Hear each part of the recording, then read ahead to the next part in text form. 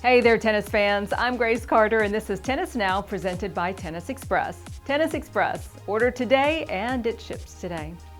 The Australian Open is set to start on February 8th, but unfortunately, several of our favorite players won't be in Melbourne. First and foremost, Roger Federer won't be there, which means his 21-year run is over.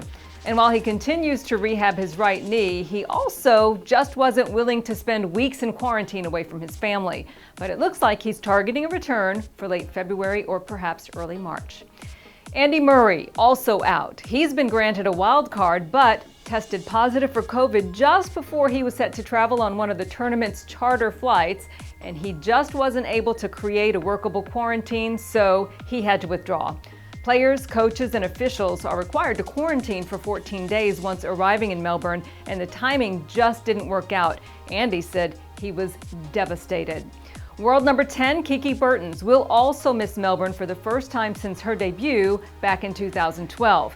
In October, she had surgery on her left Achilles. She started hitting again around January 5th and is hoping to be back sometime in March. So far, Kiki is the only top 10 woman who didn't travel to Australia. Jo-Wilfried won't be playing because of a nagging back issue, the same issues that limited him to just 2 matches in 2020. But he says he's been training, and fingers crossed, he'll be back soon. American Amanda Anisimova was stuck in quarantine in Abu Dhabi, and she could not board the AO charter flight to Melbourne, but she says she is keeping it all in perspective. American Madison Keys announced that she contracted COVID in mid-January, so she won't be in Melbourne. And John Isner is also out, saying he decided to stay home due to family concerns. He says he just didn't want to travel without his family.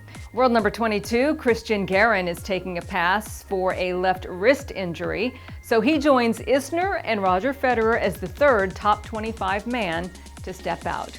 Diana Yastremska flew to Melbourne hoping the ITF would lift her provisional suspension for a doping violation, but that was denied, so she won't play. And Yao Sousa is out due to a positive test, even though he tested negative soon afterward. He just wouldn't have had time for that 2-week quarantine. So that's the player rundown from the Australian Open so far. We'll keep you posted of any more changes. I'm Grace Carter. See you next time here on Tennis Now.